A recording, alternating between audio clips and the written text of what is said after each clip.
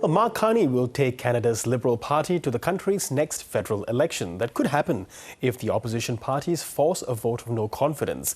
The outgoing PM Justin Trudeau had suspended Canada's parliament to buy time to find his successor. But when it returns, Mark Carney will have to contend with the fresh issue of Donald Trump's trade war.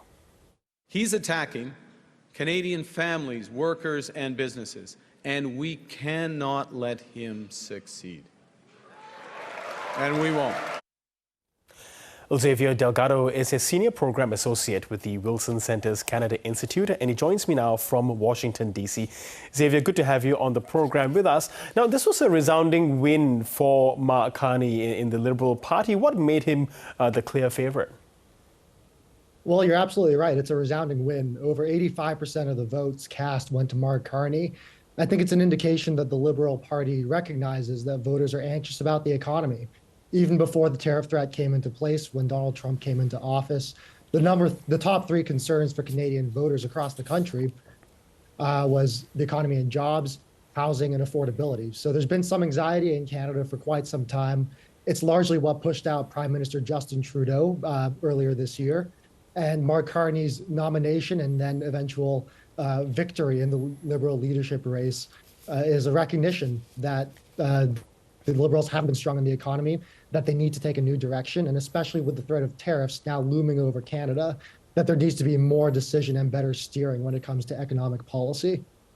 Yes, and of course, right away, we saw he very much echoed his predecessor in targeting the U.S. president and his tariffs against Canada, that saying that Trump was attacking Canadian workers and families.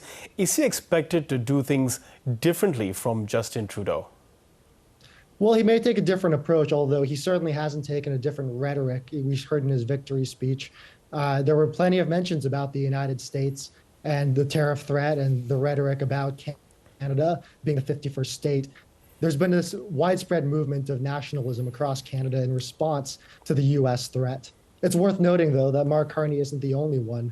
Political leaders across the spectrum, from the left with the NDP and Jagmeet Singh, all the way to the right with Pierre Poilievre and the Conservatives, have pushed back against U.S. comments. Now, he may take a different approach, but I think it's also really important to note that his first challenge isn't actually going to be Donald Trump and the tariffs. It's going to be winning a federal election. Carney has won a Liberal leadership race, but he's a prime minister without a riding in parliament. So it's expected he'll call an election in short order and then contest for a seat. And he'll have to win a plurality, at least, to maintain the Liberal Party's ruling status and his own status as prime minister. That's going to be his first challenge, other than dealing with U.S.-Canada tensions. Yes, of course. So, of course, his predecessor, Justin Trudeau, was well down in the polls before he was forced to step down. So in the case of Mark Carney, what might he have to focus on domestically to convince voters to vote for him? Well, it's going to be all about the economy. This election has gone from largely being a carbon tax election or a referendum on some of the Liberals' most unpopular economic policies to now being a question of who can steer Canada through an economic and financial crisis. Liberals like Carney's odds in that scenario. He's a former Bank of Canada governor. He's a former Bank of England governor. He knows how to steer these economies through situations like the 2008 financial crisis and Brexit. So that's going to be Carney's focus. At least that's how he's been pitching himself on the campaign trail. I don't see any shift in rhetoric going forward as he prepares for the general election. Yes, and of course he's got those strong credentials of having led the central bank in Canada and the Bank of England. Is that what the party is looking at in terms of, telling voters, here we go, here is someone that knows numbers well. He is the person that will help pull Canada out of this cost of living crisis, which is basically hampering most countries in the world at the moment?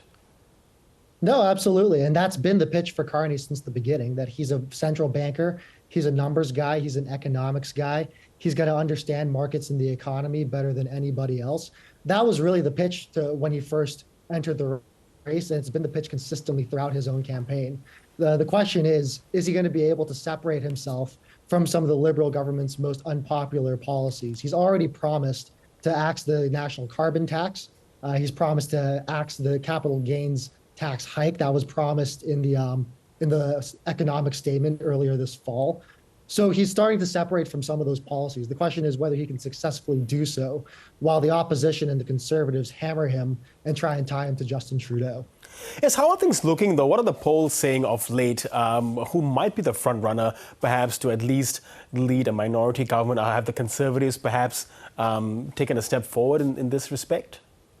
Well, the Conservatives have been dominating the polls for well over a year, but in the wake of the tariff threat from the United States, those polls have actually slimmed down.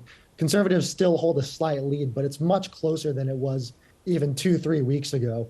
If you looked when Justin Trudeau stepped down in January, the Liberals looked to be, barely even official opposition status. So the fact that this is a close race now indicates a major boost for the Liberals. People have speculated whether this is just a Carney honeymoon, even though he's just officially won the nomination. Oh, sorry, not the nomination, the leadership of the Liberal Party. So there are multiple factors at play here. I think it's going to come down to how well Carney can communicate in the coming weeks.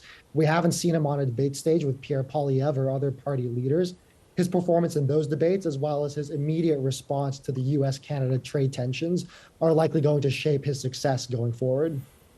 Yes, and Xavier, finally on Trudeau, 9 years in power, but he lost a lot of public support of late. But how will the history books look back at his time as the Prime Minister?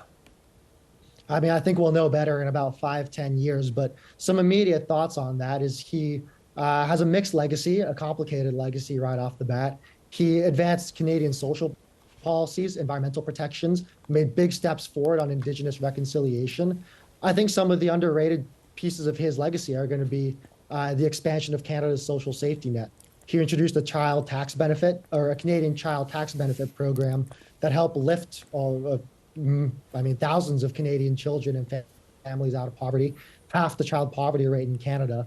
He also introduced dental care and expanded healthcare protections for Canadians across the country. So again, it's always hard to opine on what a prime minister's legacy is going to be just a day after they've left the premiership, but these are some of the early pieces that we know are going to be long-lasting for the Trudeau legacy. Okay, Xavier Delgado, thank you so much for giving us your thoughts on all things Canada, and thanks once again for your time. Great. Thanks for having me.